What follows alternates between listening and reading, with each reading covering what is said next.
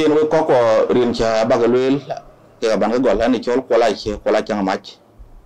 an mana tet long ko ga jang lola ke ben e ke babu chal e long mama sadadit mama nyin jal pen dro pen ber Nairobi ubi ju ko pen tier ko ber ko bogo lero bolo gode to pen tier do wan ko long de kiru ke Thursday ro war long condition chen bi warot kalong ko ge ping ko waren loy lo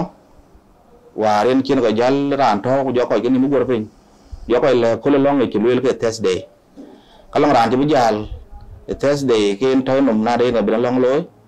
condition wo lo yo aru lo ko bay nyal ko ko jida chu war chu taw yum sebit ayan ko ba long ay rane de no mu war Thursday ke de ra war lo ko yum sebit ayu kor dawo palawan chuloy ku ba diaj kin bo long wo bo ko saraku long bi loy bor bi loy way nai kina loy way nai long ay loy ter te to go rantin te generan tawtin or pande ke bay bor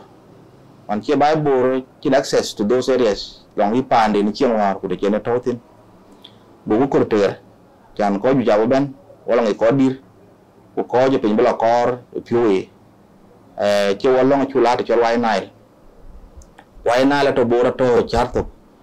so it is easier to be assessed long ran motor long so we you long ko le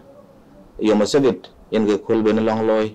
alla re ko ni ro long ko ben ni men bil ku re ko ga jang la